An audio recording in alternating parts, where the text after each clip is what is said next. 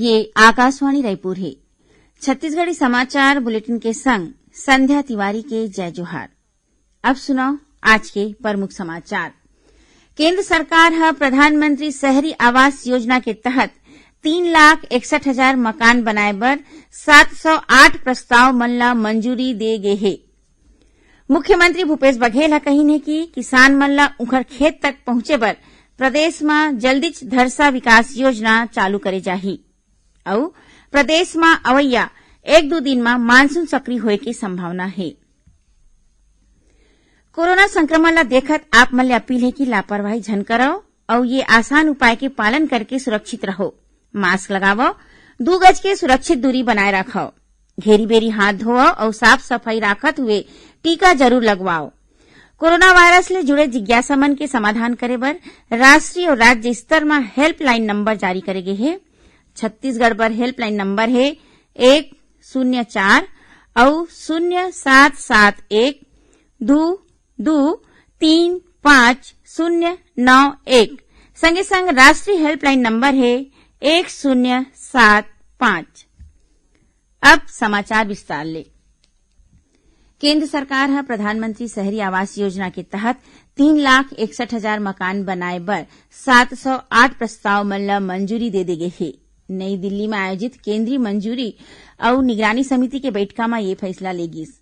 बैठका में 13 राज्य और केंद्र शासित प्रदेश के प्रतिनिधि मन भाग लीन। केंद्रीय आवास और शहरी मामला के मंत्रालय में सचिव दुर्गा शंकर हा अवार्ड्स 2021 100 डेज चैलेंज मिशन के घलो शुरुआत करी। प्रधानमंत्री शहरी आवास योजना के तहत अब तक कुल 1,12,40,000 मकान बनाए बर मंजूरी दे जा चुके हैं। इमाले 82,50,000 मकान बनाए के काम चलत है और 48,31,000 मकान लाभार्थी मन ला दे गे हे। केंद्र सरकार वैक्सीन बनैया मन ला 75% कोविड टीका लिही। ये टीका राज्य और केंद्र शासित मन ला निःशुल्क दे जाही। केंद्रीय स्वास्थ्य मंत्रालय ह काली राष्ट्रीय कोविड टीकाकरण कार्यक्रम लागू करे बर संशोधित दिशा निर्देश जारी करे हे। ये दिशा निर्देश 21 जून ले प्रभावी होही। संशोधित दिशा निर्देश के मुताबिक राज्य और केंद्र शासित प्रदेश मन ला जनसंख्या, बीमारी और टीकाकरण के प्रगति के आधार पर टीका के आवंटन करे जाही। प्रदेश में कोरोना संक्रमण के दर सरलग कम होवत ही। राज्य में संक्रमित मन के दर ह गिर के 2.2% हो गए हे। काली होए 48,447 सैंपल के जांच में 1,102 लोगन मन संक्रमित पाए गिस। उन्हें प्रदेश में रिकवरी दर घलो 96% ले ज्यादा हो गए हे। प्रदेश में अब तक 9,80,000 ले ज्यादा मरीज ठीक हो गए हे। इमले करीबन 80% मरीज मन ह होम आइसोलेशन में इलाज करा के कोरोना ला मात दे हवय। एती दुर्ग जिला में कोरोना संक्रमित के दर 1% ले घलो कम हो गए हे। जिला में काली 2,802 सैंपल के जांच करे गिस, जेमा 27 झी नवा संक्रमित मरीज मिले हे। ओमाले एको मरीज की मौत नहीं हुए हे। इही बीच प्रदेश में लोगन मन में टीकाकरण ला लेके बड़ उत्साह देखे जात हे। अब तक प्रदेश में 18 ले 44 बछर आयु वर्ग के 8,85,000 ले ज्यादा लोगन मन ला कोविड वैक्सीन लगाए जा चुके हैं। रायपुर कलेक्टर सौरभ कुमार ह जम्मू जनपद पंचायत के मुख्य कार्यपालन अधिकारी, मुख्य नगर पालिका अधिकारी और जोन कमिश्नर मन ला 45 बछर ले ज्यादा आयु वर्ग के टीकाकरण ऊपर निगरानी राखे के निर्देश दे हवय। उमन नागरिक मन के संगे संग जिला के जम्मू सरकारी कार्यालय प्रमुख मन ला सुनिश्चित करे बर कहे कि उखर कार्यालय के जम्मू स्टाफ और उखर परिवार के लोगन मन टीका जरूर लगवाए। कलेक्टर है 45 बछर आयु वर्ग के नागरिक मन के संगे संग फ्रंट लाइन वर्कर्स के 100% टीकाकरण ऊपर घलो जोर दिन है। उन्हें दुर्ग जिला में टीकाकरण बर युवा मन में बड़ उत्साह देखे जावत है। पाछू 2 दिन में 18 ले 44 बछर आयु वर्ग के 8,000 ले ज्यादा लोगन मन ला कोरोना टीका लगवाए है। एती आंगनबाड़ी केंद्र मन में घलो रोज टीकाकरण सत्र के अंतर्गत टीका लगाए जावत है। रायपुर के बिरगांव में घलो माई लोगिन मन ला टीका लगाए गिस। संगे संग केंद्र में अवैया गर्भवती और धात्री माई लोगिन मन ला कोरोना संक्रमण ले बचाव और टीकाकरण के जरूरत और महत्ता के बारे में जागरूक करेगिस। खबर के मुताबिक प्रदेश ला जनवरी ले लेके अब तक कुल 82,59,080 डोज मिलिस है। एमा ले 23 खेप में 75,92,000 ले ज्यादा डोज कोविशील्ड वैक्सीन के रिहिस है और 9 खेप में 6,66,000 ले ज्यादा डोज कोवैक्सीन मिले रिहिस है।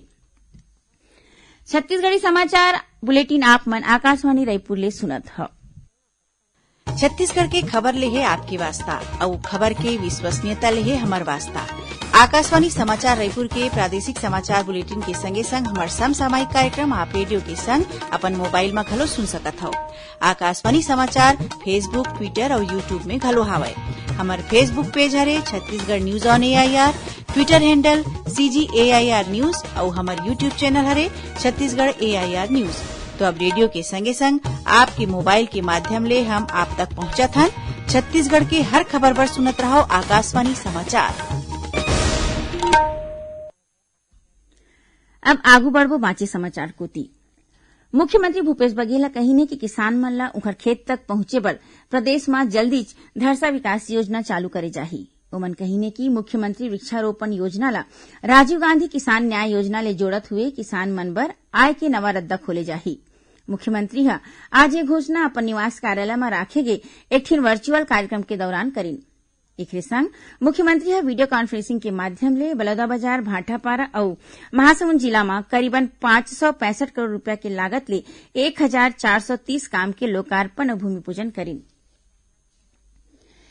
केंद्रीय राज्य मंत्री डॉक्टर जितेंद्र सिंह जौन सरकारी कर्मचारी मन के कोविड संक्रमण ले मौत होए हे उखर परिवार मन ला 1 महीना के भीतर पेंशन दे के निर्देश दिन हे। पेंशन और पेंशन भोगी कल्याण विभाग ह जम्मो मंत्रालय विभाग और लेखा महानियंत्रक के संगे संग पेंशन वितरण बैंक के मुख्य कार्यकारी अधिकारी मन ला ये बारे में निर्देश जारी कर दे हे। आदिवासी मन के उत्थान बर आजीवन संघर्ष करैया महान क्रांतिकारी जननायक बिरसा मुंडा के आज पुण्यतिथि आए। ये मौका में मुख्यमंत्री भूपेश बघेल ओमन ला श्रद्धांजलि देवत कहिने कि बिरसा मुंडा आदिवासी चेतना की प्रणेता मन ले एक रहीन हे। ओमन आदिवासी ला इकट्ठा करके जल, जंगल और जमीन पर आंदोलन करीन। उखर शौर्य और बलिदान के गाथा आज घलो लोगन मन ला सीख देथे। मुख्यमंत्री कहिने कि आदिवासी के स्वाभिमान और अधिकार के रक्षा करना ही बिरसा मुंडा बर सच्चा श्रद्धांजलि होही। प्रदेश में अवैया 1-2 दिन में मानसून सक्रिय होए के संभावना है। राज्य के कतकुन जगह में बादल छाए हे। प्रदेश में 11 और 12 जून के कुछ एक जगह में भारी वर्षा के चेतावनी दे गे हे। दक्षिण पश्चिम मानसून मुंबई और कोकण समेत महाराष्ट्र के कतकुन जगह में पहुंच गे हे। अवैया 1-2 दिन में मानसून के आंध्र प्रदेश, मध्य प्रदेश के कुछ एक जगह में आगू बढ़े के संभावना है। बंगाल के खाड़ी के ऊपर चक्रवाती घेरा बने हैं। एकर प्रभाव ले छत्तीसगढ़ में काली कतकुन जगह में हल्का ले मध्यम वर्षा हो सकत है। कुछ एक जगह में गरज चमक के संग भारी वर्षा और गाज गिरे के चेतावनी घलो दे गे हे। महात्मा गांधी राष्ट्रीय ग्रामीण रोजगार गारंटी अधिनियम मनरेगा में वन अधिकार पट्टाधारी परिवार मन ला 100 दिन के रोजगार दे में छत्तीसगढ़ देश में पहले स्थान में है। राष्ट्रीय स्तर में 100 दिन में रोजगार दे में वन अधिकार पट्टाधारी कुल परिवार में अकेला छत्तीसगढ़ की भागीदारी 44% ले ज्यादा है। ये योजना के भीतर चालू वित्तीय बछर के शुरुआती महीना अप्रैल और मई में 1681 वन अधिकार पट्टाधारी परिवार मन ला 100 दिन के रोजगार दे गे हे। उन्हें ये योजना में दिव्यांग मन ला सबले ज्यादा रोजगार दे में छत्तीसगढ़ चौथा स्थान में है। प्रदेश में ये बछर के अप्रैल और मई महीना में मनरेगा श्रमिक मन ला कुल 355 करोड़ 26 लाख रुपया के मजदूरी के भुगतान करेगे है। अब थोड़किन समाचार सार में दंतेवाड़ा जिला के किरंदुल में सुरक्षा बल मन एक झिन माओवादी ला गिरफ्तार करे है। गिरफ्तार माओवादी कोरोना संक्रमित पाए गिस। जेला कोविड केयर सेंटर में भर्ती कराए गए है। ये मामला अरनपुर थाना क्षेत्र के है। राजनांदगांव जिला के गंडई संबलपुर क्षेत्र में एक ट्रैक्टर के अंते तंते होके पलटे ले ट्रैक्टर चालक के उही में चपका के मौत हो गई। और यही जिला के मोहना थाना क्षेत्र के धोबेदंड गांव और खैरागढ़ रोड में सिंगारपुर के तीर 2 ठिन आने सड़क दुर्घटना में 2 झिन लोगन के मौत हो गई। आखिर में प्रमुख समाचार एक घाव फेर। केंद्र सरकार है प्रधानमंत्री शहरी आवास योजना के तहत 3,61,000 मकान बनाए बर 708 प्रस्ताव मन ला मंजूरी दे गे हे।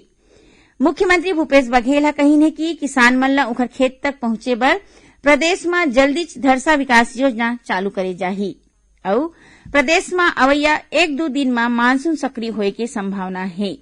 एकरे संग छत्तीसगढ़ी समाचार बुलेटिन यही सिरावत है। जय जोहार।